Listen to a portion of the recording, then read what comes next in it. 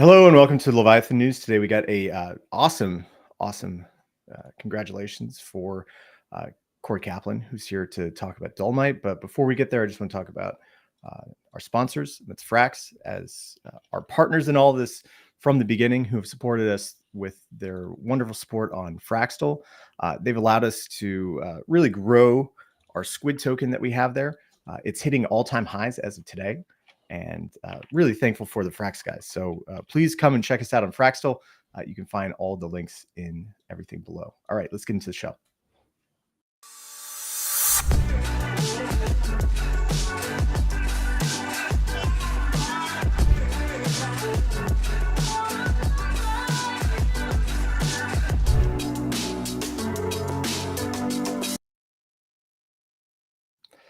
All right, hello everybody, and I've got Corey here today. And Corey, congratulations on a successful token launch. It's hard, and you guys did it really well.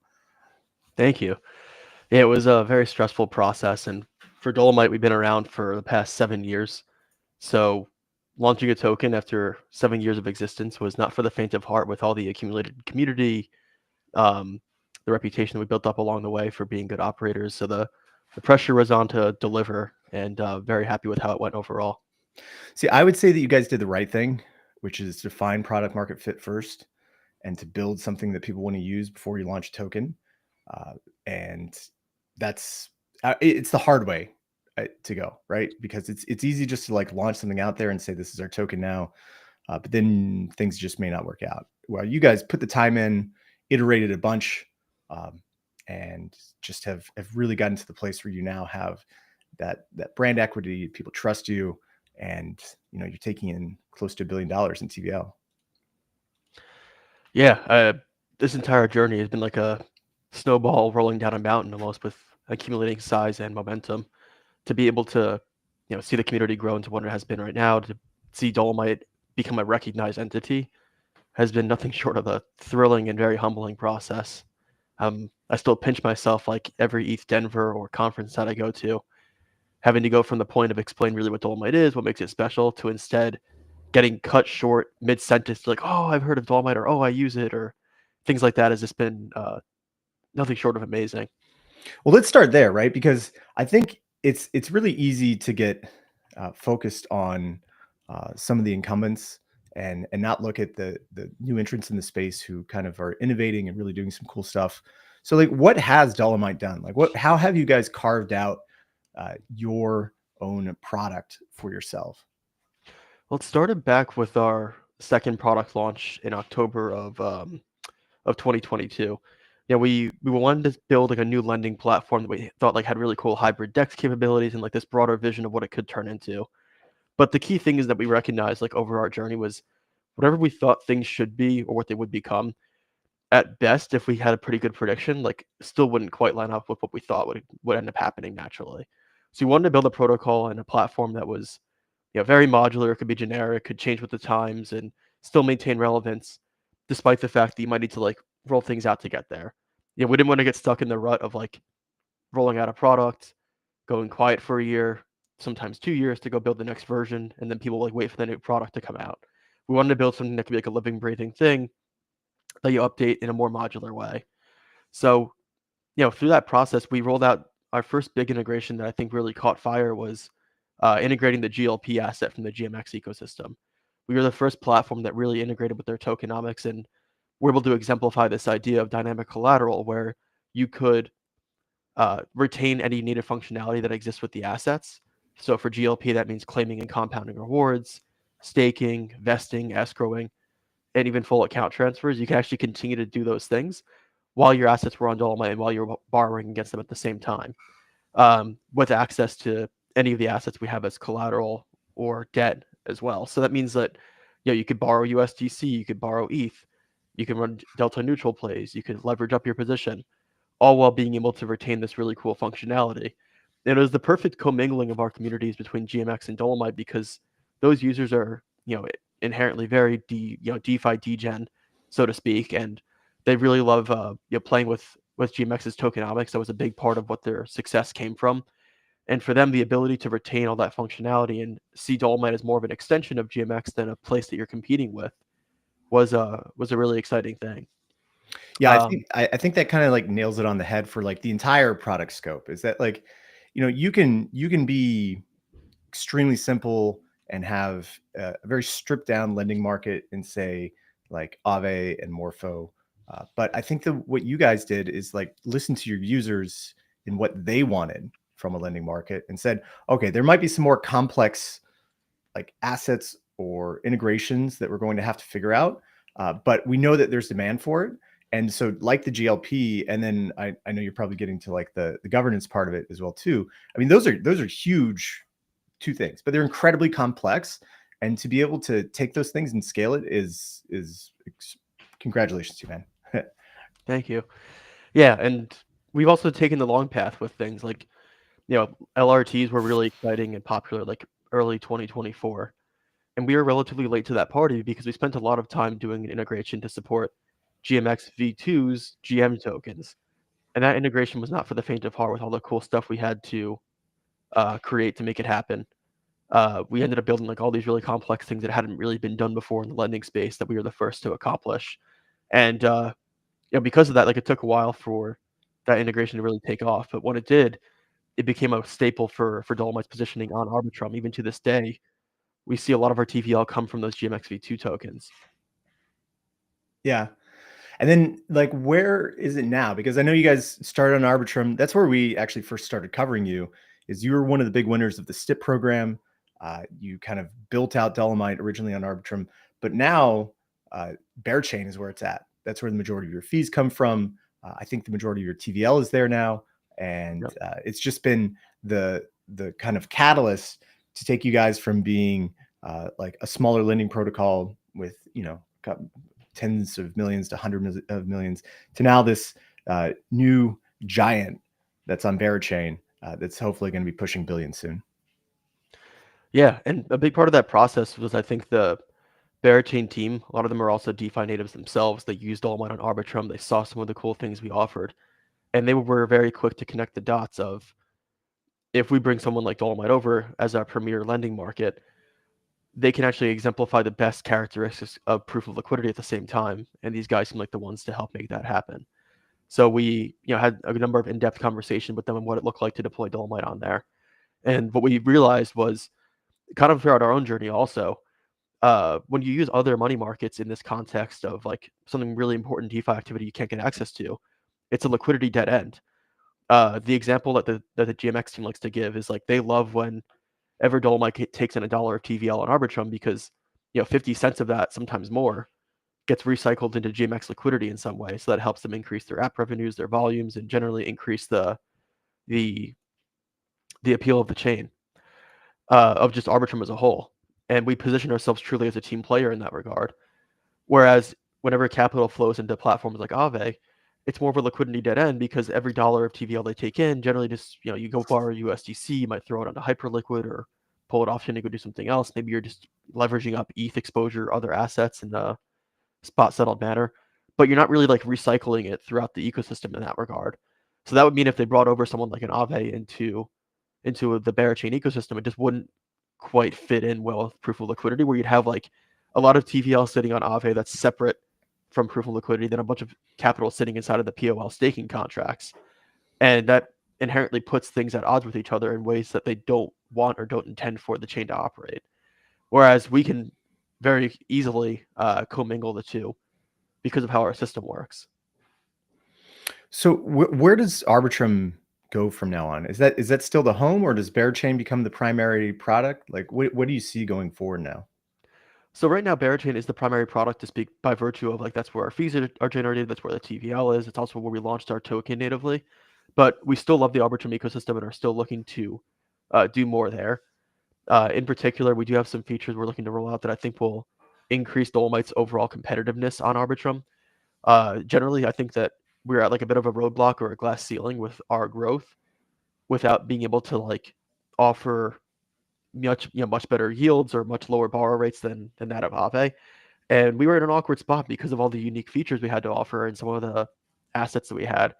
People were okay paying higher borrow rates to use the platform.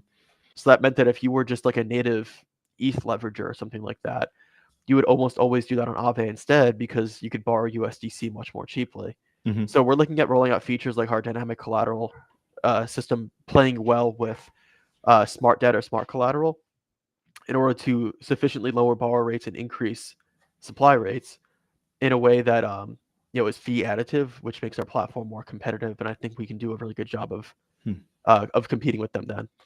You know what's surprising looking back on it now is that for all of your integrations into like GMX, the perp decks, and you guys went to Berachain eventually. I'm surprised you guys didn't like peek out and head over to Hyperliquid with their EVM, seeing out how they're almost like an Arbitrum L3 like app chain that sits on top. And like all the USDC that was flowing through Arbitrum to get to Hyperliquid. I'm sure a lot of it came from you guys as well too. But I don't know. It's interesting how that played out. I think that there still is opportunity for us to go over to something like a Hyperliquid. I mean, we clearly play well with positioning ourselves as like an ecosystem player. Hyperliquid playing well with the perp market clearly would mesh well with us also. It was more so an issue of just figuring out like what the initial product is, Mm-hmm. how much time it takes for us to get there, and then what kind of fee intake do you think we'll take in the process? And there's a lot of speculation on the ROI we would take in with some of these things. And the dev work that we do for a lot of these integrations, let alone an entire chain integration, is not for the faint of heart. And it's tough to measure ROI on those. Yeah. And we don't want to turn ourselves into like a dollar and cents protocol. We have to measure things that way. But until we get our first big win, we're kind of forced to be a little a bit more conservative until we can eventually take the gloves off and afford to do these more speculative plays. And you guys are a scrappy team. Like how many people are at Dolomite? We have I think it's 7 now, with a number of them that also are part-time. So we're not a small team, or we are a small team. We're not a big team. Yeah. We operate very leanly, and that's also why we've been able to survive as long as we have. And but also been very effective with the things we roll out and our ability to manage the protocol. So what's the next step? Like to go from like 700 million where you guys are today, you peaked at what 930 million last. I do have the screenshots of us peaking over $1 billion. Oh, It really? wasn't for long. Yeah. But we did do it. I mean, what's next for us right now? The most important thing is scaling up our borrowing activity. We have a lot of supply side capital that's not being utilized right now, and a lot of that is by virtue of the kind of capital sitting in Dolomite. We have a lot of Boyco TVL that is not able to be used as collateral to go borrow. It's simply there for supply side lending at best. And a lot of the assets that we have sitting in Dolomite like that are just not prime borrowable assets. So there's two things that are going on simultaneously. The first is, Boyco is going to end in, on May 6th. We'll start to see some capital potentially leave Dolomite, but we'll also see new collateral get unlocked for people to go ahead and borrow against, for one. For two, we actually have our POL token integration rolling out imminently, which is exactly what I talked about before about us being a team player and all that. It's actually going to allow you to rehypothecate your collateral assets into proof of liquidity at the same time. And that's a really important integration because it's going to unlock activity that we haven't quite seen yet in the Berachain ecosystem, and also lead to what we think will be an explosion of yield opportunities that have been sought after but haven't been able to been captured too well yet. Yeah, I've been looking at you guys for a while because you've had some of the cheapest rates to borrow against. Like the supply side's been really heavily there because of Boyco. Can you just explain what Boyco is for anyone that doesn't know it? Yeah, for sure. Boyco is like a bootstrapping event to seed liquidity on Berachain ahead of its launch and during launch, so that we don't have to go through like this iterative process of like new capital comes in, you got to raise risk caps, you got to reassess liquidity levels and all that. And when you're going from like 10 mil to 100 mil to $1 billion, there's a lot of growing pains you could hit in that process. What the Berachain team did instead they actually rolled out this program in order to essentially seed what would hopefully become billions of dollars of TVL on day one, to get past that process and get to the next liquidity stage or the next milestone per se. And they were really successful with it. I think they took in about $3 billion in total of TVL that got seeded across applications. And that was also one of the distinctions with it, is that it went directly into applications. It was not just sitting on chain as vanity TVL, not really being utilized. It had to get parked somewhere. Yeah, and it got put into the DEX, then you guys as well too. It's for some really nice looping strategies. Um, like I think the interesting thing is that like when you come to Dolomite and you're used to like some of the other lending protocols, like there is kind of a learning gap. But like once you understand the power of the things that you can do through Dolomite, it's really quite cool. I like it a lot. Yeah, I mean, it's been a really cool process to be able to take in like user feedback and roll these things out that people find cool. And we started off with a very simple approach of, hey, you can put collateral on here, you can earn off of it. If you want, you can open up as many borrower positions as you want that are isolated. And then from there, like we just started adding more and more and more on top of that with some of the portfolio management features, like being able to one-click zap into positions, being able to one-click hedge or borrow, being able to swap debt or swap collateral. We have more things, like I mentioned before, that are looking to get rolled out with our smart debt and smart collateral system, being able to do limit orders, maybe even stop limit orders as well, which opens up the doors for trading and pair trading. So like it's very clear that like one thing leads into the next, leads into the next with all of this. And it all started from a very simple yet once again modular product idea that we wanted to roll out and build on top of over time. So let's talk about Dolo because I think it's been a Dolo, I think, exemplifies everything that you've learned at Dolomite over the past couple of years. When I first looked at it, I saw a lot of the shades of what you were doing during the Arbitrum STIP program, and it looks like you've kind of learned from what went well with the STIP and how you guys are distributing the ARB at the time, and you integrated that in with the Dolomite token.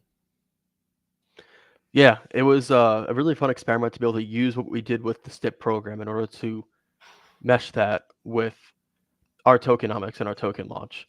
What we really wanted to do is try to hit on the supply side well, where we could grow our TVL, grow our liquidity, but do it in a way that hopefully doesn't put like value accrual with the protocol at odds with token price.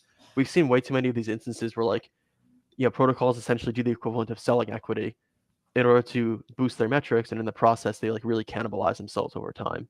And we thought our ODOLO program that was heavily inspired by OARB would be an excellent way to bridge the gap between the two of those. And something we haven't announced yet, but we're looking to bring up very soon in our community spaces, is something that we're looking to do to curate more demand for Dolo on the demand side, which relates really well to like how borrowers are using the platform right now. Because there's, in my opinion, a pretty large disconnect between like the current value of Dolomite's token and the amount of fee generation that's happening off the platform. Not even just revenues, but if you just look at our annualized fees that are paid on the platform, it's about $10 million or so. And yet our circulating supply market cap is sitting around like 20-ish million or so. So there's a very large disconnect there. And I don't mean to necessarily say one way or another whether the token's over or undervalued, but I think that there's better ways that you can probably connect the token, what's going on with it trading wise, to all this activity on Dolomite. If you can do that, you could probably do a better job of having the token transition away from being like a financial meme coin to instead something with like more tangible value behind it and more structural buys or sells that are dependent on things that are happening in the ecosystem then.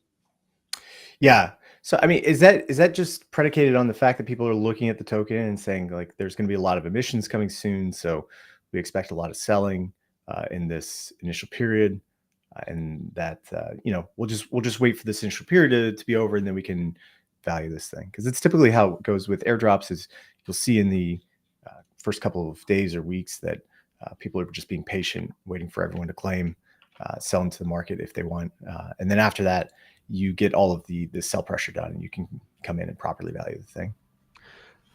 Yeah, I mean, it seems like that's probably what's going on to some extent. I mean, we have a unique scenario where like we did a really large airdrop of 20% of the supply. That's a lot larger than most protocols, I would say nowadays.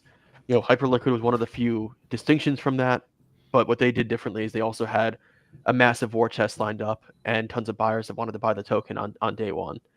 You know, our scenario is a bit different where we had like very strong product market fit, but not necessarily a massive war chest to go buy the token if we thought it was cheap or not. So a bit of a different scenario. But with that, what I think is very interesting as well is, we're kind of chewing through this initial sell pressure, if you will, from the airdrop. And I think that Yeah, we'll see what happens after that. But overall, like what hasn't changed from our token launch is like we haven't seen like a lot of capital flee platform. We haven't seen a lot of users leave. So like the product's utility has stayed. That's not going to necessarily change just from an overnight token launch or not. But what's nice is that I think our token launch operationally went well enough where, or said differently, I think it went really well actually, where to the point where like we didn't tarnish our reputation, we didn't hurt our brand or the amount that people do or don't trust us, which was the most important thing to me. Yeah.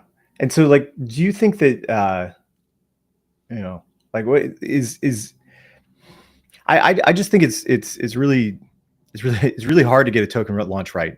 Like there's very few products, even really good ones out there that you can, that don't get a lot of like hate or aggression that usually comes with it.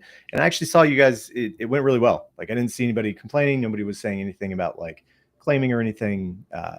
And the price action has been relatively like steady for some time, that it allowed for just, I think, everybody to be happy with what went through, and then kind of pivot into the next part, which is like, okay, now that we have these Dolo, like let's figure out what's going to happen with the protocol and focus on the product itself.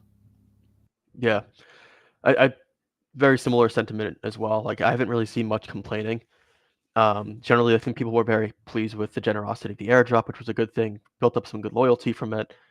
Um, and the people that have at this point known us now for years and years know we're not going anywhere. They know that we love this industry, that we love our platform and our product, and we're going to keep building on it, and hopefully turn it into the behemoth that it is poised to become over time. I actually want to ask about, so Dolomite is fully made in America, and where do you see, like, do you see this making any difference for any of the DeFi projects coming into like this next couple of years? Like, because you guys really have, I mean, Dolomite is a American product with American founders, and like I think that it's really well positioned for what's coming in this next cycle. So, yeah, I want to first correct you. Like, we're American founders, American team, but we did situate our foundation and our token issuing entity offshore. Um, More of a way to predate the existing friendly administration with making sure that we were staying out of the gray area that existed in the U.S.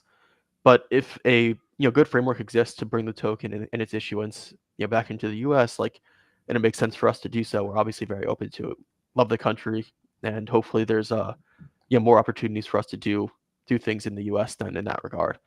But with that, like, what's been very interesting is like to see the number of DeFi protocols that exist, let alone money markets, that have, even if we want to call it a U.S. presence, is like virtually non-existent. Like you had Compound, but largely speaking, like the team has stopped active development on it. Robert Leshner went on to go do other things, and like you just don't really have like that same sense of patriotism, if you will, that you get with, or what you could have had with a Compound, and what you could get now with a Dolomite. So at best, you have like Dolomite and Compound.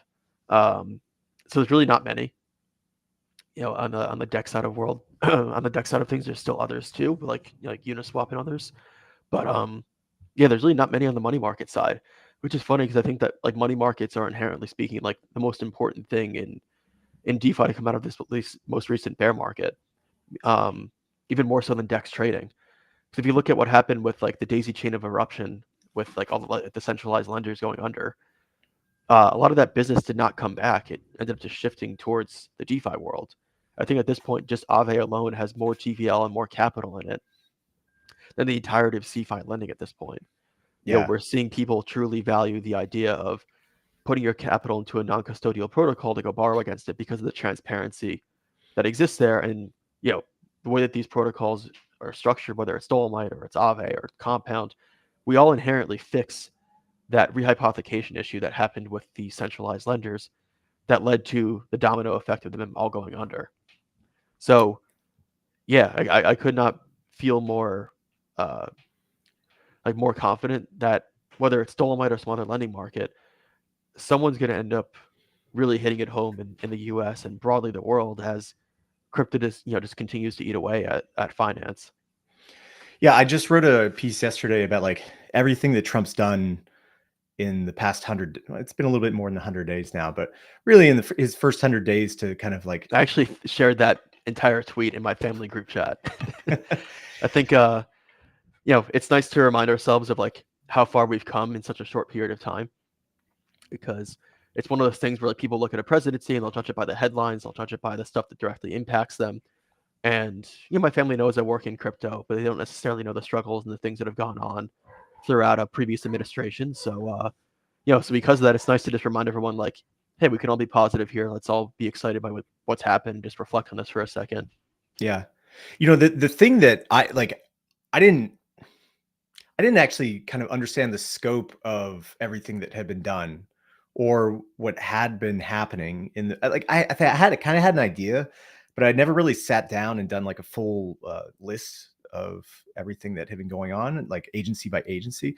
And I was just shocked going through and putting this thing together, because there was a extremely well coordinated effort to put our industry in the gutter and shut us down forever and make it sure that it just did not exist in the United States, that no crypto company could ever function normally inside the United States. And, one of the things is that if you go talk to, and, you can probably, give us some color on this, is that like, if you go talk to a founder, like anybody that's doing a normal business, right? You ask them, okay, like you tell them like, I couldn't even open up a bank account. Right. And even if I was able to open up a bank account, there's probably a high probability that my bank either would have been shut down or seized by the government within a year or two. And hopefully I got all my assets out of there, or I was able to like move somewhere else that was even a little bit, more questionable, or I'd even have to go offshore. Like just the trials and tribulations of just doing normal stuff, like payroll, accounting, banking, that most founders don't even have to worry about, right? It's just there was a bar that was set even higher for every U.S. crypto builder, that if they made it through, it's going to be easy mode now for the next couple of years. Yeah, I mean, you're so right in saying that. I don't want to necessarily say how many banks have been shut down on us or been denied from, and I also don't want to say how we survived, because like it's better to keep some secrets off the air. But it was a really tough time over the past couple of years to deal with all of this, all this hostility, and to deal with like just even the basics of like you can't get a bank account open. Like that's like step zero for opening a Fundamental. business. Yeah, that people just come to expect as like a given. They're like, what do you mean? We're in the United States. Like this is a first world country, and like you're telling me you just can't open a bank account? Like, what is crypto illegal like pot now, where you can't even get an account because of that? So Yeah. it's absolutely maddening to see, the level of attack that happened, let alone the whole like the regulation by enforcement thing. And it, somehow over the past 4 years, getting sued by the SEC became a badge of honor, like you guys were doing something right, than to indicate that you guys were a black mark and people should avoid doing business with you. Go on to like onto Wall Street or the more traditional world. It's like, oh, stay clear of them. Like they have like they're in hot water with the the SEC, the CFTC, whatever. But with crypto, it's like it somehow became, like I said, like this exciting thing, like you guys were doing something right. And then Mm-hmm. eventually people realized like, oh, you shouldn't roll over and show your belly and just like and kowtow around them. Like we actually should fight back, because like we started to see some court cases come back that crypto founders were winning in, provided they put the resources in for it. And like say what you want about Ripple, but they went to battle for us. The Ethereum Foundation went to battle for us. Uniswap went to battle for us. Coinbase went to battle for us. Mm-hmm. These guys that have fortunately very large war chests and were able to thump their chest back at the SEC did a great job representing what makes our industry and our company so different. Yeah, and the sad part is that the legitimate companies that were founded by good U.S. founders that just wanted to run a normal business got all of the investigation, had to pay all the legal fees. When really the problem children of the previous administration, like the Celsius, the BlockFi, the FTX, like just got a free pass and were able to function until they blew up and people lost billions of dollars. And they all just went into like the mysticism of the U.S. bankruptcy courts, Mm-hmm. and a lot of them, like started suing to claw back funds at that point from people. I mean, there's just been like tons of resources wasted on the lawyers needed for the restructuring process and handling the bankruptcy, and going after innocent people who were fortunate enough to withdraw funds before this all happened. Um, and like not even necessarily nefariously, like they just happened to withdraw their funds within that 90-day period of the bankruptcy occurring, just for normal things like I wanted to go pay my rent, go to do this, go do that, and that's subject to clawback. Then like what? It's like the good guys were getting like doubly screwed, and the bad guys were getting away with everything, and then also wasting the good guys' money at the same time. It just totally jarring, and it Yeah. didn't have to be this way. What I'm looking forward to is that, I saw some tweet the other day that Aave's TVL, if you just took it at face value versus other banks, it would be like the 63rd largest bank in the world, right? And that's where our industry is going. Like these money markets are going to be like modern day banks, like a DeFi bank, and the lines between like what's on chain, what's off chain, what kind of assets are providing credit is all going to get blurred.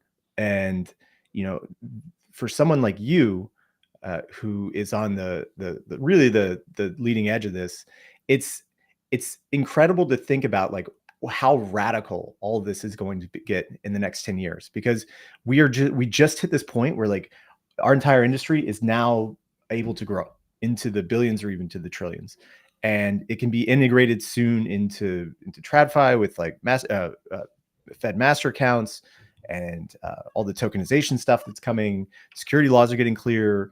Commodities laws are getting clear. And then that just gives a protocol like Dolomite the ability to grow. And I don't know, you could be as large as a JPM or a city or something else, right? Where it's like billions and billions and billions are held here. And it's one of the engines for like global private credit. Yeah, it totally could happen over time. And what we're seeing is like what's been really interesting to see over the past like year or even couple of years is like how protocols are positioning themselves to eventually get assimilated with TradFi. And it's very clear to me that like crypto is replacing traditional fiat rails in this way because like Aave, Dolomite, whoever, like they position themselves at the lowest part of the totem pole. And we saw a great example of this with those bankruptcies that occurred in the last bear market. FTX, before they went under, they were paying back their loans on with Abracadabra. They were paying back their loans on Aave, on other platforms that they were using before declaring bankruptcy, because there is no way to get around it via like the bankruptcy court's preferential treatment or anything like that. Smart contracts are smart contracts, and here's the rules for the system. You can't change it. And I think it was very curious that they were able to operate this way, which I thought was a really good thing. Yeah, you know the most like wild thing about Abracadabra is like they didn't lose any money, right? They never went. They never had any debt problems when they unwound the what was it called, the Degen box? Yeah, it was blowing up. It's just wild stuff. it's crazy. Like they suffered from a couple like security incidents, but like operationally speaking, they did a great job. Like they've had like other issues, but their operations have always been top notch. Yeah, and I think like the idea of this new private credit system that's coming, or even like a public-private credit, if the regulations and laws get loose enough, is really the next wave. Like this is going to be one of the biggest narratives at kind of the institutional level, where you guys are quickly becoming a part of. And it's not just you; it's also like World Liberty Fi, which I just saw was like meeting with the Pakistani government the other day, right? I think Trump understands that, or at least people are telling him correctly, like you, because you're one of the advisors, that like this type of credit system is the future, right? So really, like, be at the forefront and help America lead the way by starting these type of crypto projects. Yeah, like what's been interesting to see is, replace all the crypto vernacular and all the crazy vocabulary that we have, because that's very tough for like new incumbents to the ecosystem to understand.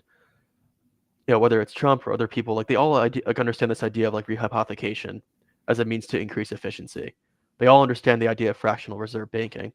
And when you pitch them this idea of like how stablecoins function, where the funds are kept in treasuries, but then you have this coin, minted that represents it, and you can use that in this on-chain world with this totally new economy and all that.